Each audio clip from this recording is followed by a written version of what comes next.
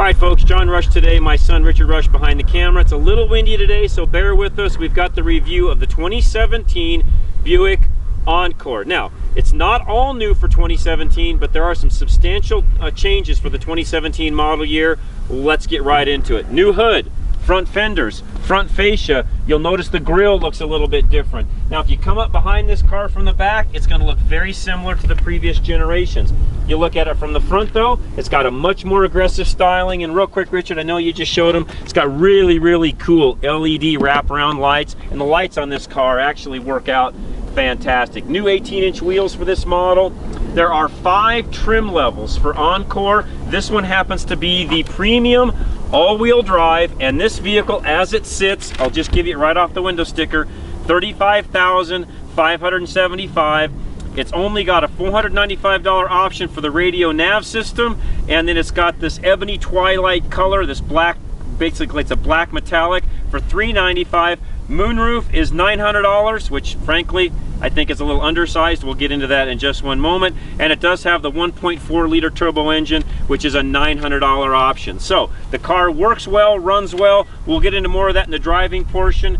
But one thing I wanted to mention real quick is the back hatch area. So let's get right into that. You'll notice this vehicle is not quite as big as some of the vehicles that it competes with. And what does it compete with? Well, HRV, you know, some of the vehicles in this particular class, the subcompact, if you would, SUV market, or CUV, I guess you could call it. Now, Buick considers this a luxury SUV, CUV, call it what you would. You'll notice back here, there's about 18 cubic feet of storage back here behind the back seats, 60/40. The passenger front seat also folds flat, so if you have everything folded down and fold the passenger seat flat, you've got quite a bit of cargo room.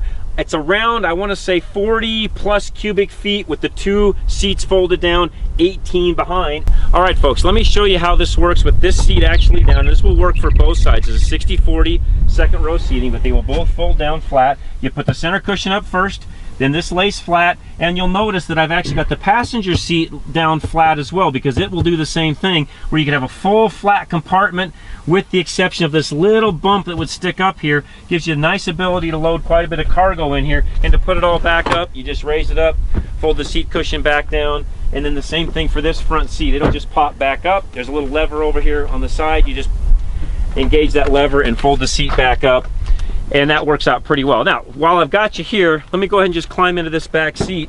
And one of the things about this vehicle is it looks like it's got a little bit of a shorter seat when you look at it from the outside in, but when you actually climb into it, there's actually a substantial amount of room back here.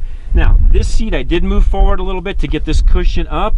So this seat right now is probably for a, I don't know, a little under a 6 foot tall person, 5'8", 5'10", somewhere in that neighborhood. Even a 6 foot tall person would still have room to get in here. If this seat comes back much more, you'll notice there's indentations here, but frankly, as a passenger, I wouldn't want this seat back much more than it currently is. So it's something you're gonna have to consider. If you put somebody in the back seat of this car, there's not a lot of room. In fact, it's one of the negatives that you'll see with some of the other reviews out there. There's just not quite as much room in this second row seating. Not a big deal for some people, but you're gonna have to be the judge of that and actually get into it, climb into it, and see. Now, I will say this, it's luxurious back here. They've got a lot of nice soft touch materials. Richard can show you the side panel real quick. Storage down below for a, you know, maybe a water bottle here, a little map holder here, a little cubby hole right here. There is a center console that folds down with 2 cups in it, and you've got a power outlet down in front of you, and that's about it. It's a pretty, you know, pretty basic when it comes to what's inside here, mainly because there's not a lot of room. This is by no means a huge vehicle, but fuel economy is great, and the turbo engine at our altitude works really well. Let's hop into the front seat, and then we'll take a drive in the 2017 Buick Encore. All right, jumping now into the front seat, 2017 Buick Encore, and a few other features that are new for 2017 is they've added Apple CarPlay, Android Auto as an option. They've redesigned the center stack to make it a little bit more intuitive and user-friendly, which, by the way, that part of it works great. I had no issues there whatsoever. As far as the driving of this vehicle, we'll get into that in the driving portion in a moment, but driving works good. It's quiet on the inside. Now, one thing I should mention is Buick, when you read, when I read the things that they actually talk about the car on the media site, they actually consider this a premium luxury SUV, CUV. Now, some of you will have to be the judge for that, and you look at this vehicle and compare it in its own market. You know, does it have you know, the same type of leather seating other vehicles have. It's have soft touch materials on the door panels, things along those lines. High-end stereo system, which this has the Bose option in it. Things along those lines. You're going to have to be the judge of that and determine, does this fit that category of luxury as some of you would think that it would. Keep in mind the price tag on this vehicle, $35,000. So just something to remember, this is one of Buick's best-selling models that they actually sell. So just something to keep in mind. And a lot of you are saying, Buick, man, I didn't know those guys were even still around. Well, they are. They sell a lot of vehicles in China. Mainly the reason why Buick stayed around and Oldsmobile went away is because the high volume of cars they sell overseas. And frankly, they're doing very well here in the United States. As I was driving this vehicle around, and I hadn't really noticed it before, but once I'm driving this vehicle, I noticed, man, there's a lot of other Encores on the road. We passed probably 6 or 7 of them over the weekend just driving around, and I hadn't really even noticed them before, but it's really becoming a pretty popular vehicle for this particular segment. So with that, I'll put Richard in the back and we'll go take a drive. 2017 Buick Encore. All right, folks, as always, before we get to driving, let me turn the fan down so we don't bother the noise there for the camera. Put it in reverse, and you'll notice it does have the dynamic grid lines, and we're kind of backing up the hill right now. This vehicle does come, and this is something else that's new for 2017, push button start.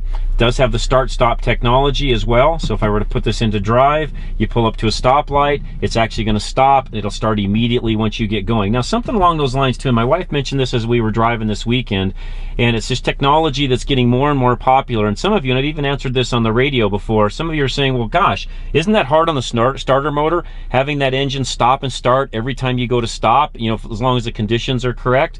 And the reality is they've built the starters much heavier than they used to in these particular start-stop models. So frankly, that is not something that I would be concerned about. The starter motor will last probably as long as any other starter out there would on any other type of a vehicle, which, by the way, we don't put near as many of those in as we used to, so the technology has gotten much better. But just something to note, I've gotten that question a lot. Does that go through starters more often? The reality is no. Looking up above, you'll see, in my opinion, a very small, short sunroof.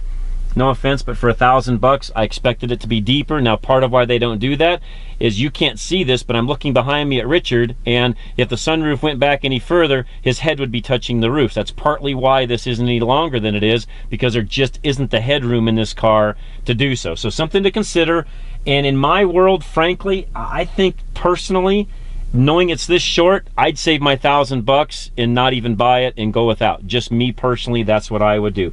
As you look through the rest of Center Stack, I talked earlier about how they redesigned this. They made it more intuitive, more user-friendly. I'm not going to go through all the GM side of the fence as far as how their head unit works, because it's the same as the rest of the GMs that we drive. It's easy, it's intuitive. The only thing it lacks, and this is a knock that I have on this particular model, no tune knob. I wish it had a tune knob. So GM, if you're listening, I realize you can go here, do a direct tune. I get that, but boy, it's sure nice to have a dial and just tune it when you're going down the road. It just makes the distraction much easier. I also know with Apple CarPlay and the rest of it, you can do all of the voice commands and all of that. I get all of that, and a lot of you use that. Personally, I'm not one that does. I still like to physically tell it what to do. It's just me and how I do it. So as we get to driving, one thing that you'll notice on the car, or that I did notice, is even with it being fairly small and short, decent ride quality to it, and it's not super noisy on the inside. So they've done a good job with insulation. One thing that you'll notice with a lot of these short wheelbase vehicles, and this one in particular I did notice, a lot of you out there now are driving on, you know, concrete roads. So we've gotten away from asphalt on a lot of the highways. We're using concrete now, and a lot of the concrete is grooved, and what happens on these short wheelbase vehicles is it follows the grooves in the road. And I will tell you, this vehicle follows the grooves, you know, substantially. So it's just something to note, not a big deal. This car does come with all the safety features: blind spot monitoring, cross traffic alert, rear park assist, you know, lane keep, distance, a collision avoidance, all those things all on this vehicle. So it's a very safe vehicle as far as that goes. I will say this, the 1.4 liter turbo engine, even though it's turbocharged, at our elevation, it's a little bit lacking when it comes to power, and you go to pull out into traffic full throttle. You know, it's enough. You can get into traffic, but it's by no means a powerhouse. So just something to note. Richard, you drove this vehicle some. What are your thoughts? I really enjoyed this vehicle. I think it was a blast to drive. I think that these are the commercials that you're seeing kind of for the Super Bowl that are more towards my generation, which is the Buick's not an old car. You know, people walk out and they say, oh, get in the Buick, and they get in the other old looking car. Not as much anymore. They've done a real good job at revamping this, changing this over. So 2 thumbs up for me. Okay, and I would agree. 2 thumbs up. Buick, you've done a good job. And the motor, by the way, where we were sitting there, the engine shut off, restarted as soon as I let off the brake, and away we go. So again, this is a vehicle that really you need to get into it, partially because of its size. It's not a car for everybody, but for folks like myself and my wife, where we've got no kids anymore, nobody living at home, throw the grandkids in the back every now and then, you know what, this vehicle size-wise would work well for us. So it's just something to note. Fuel economy. I was close to 30. Richard's been around 27, 28, just for, you know, just food for thought there. So just something to think about. So fuel economy pretty decent. Again, $35,000 and some change. 2017 Buick Encore. Check it out at your local dealer. Tell them John and Richard Rush from Drive Radio sent you.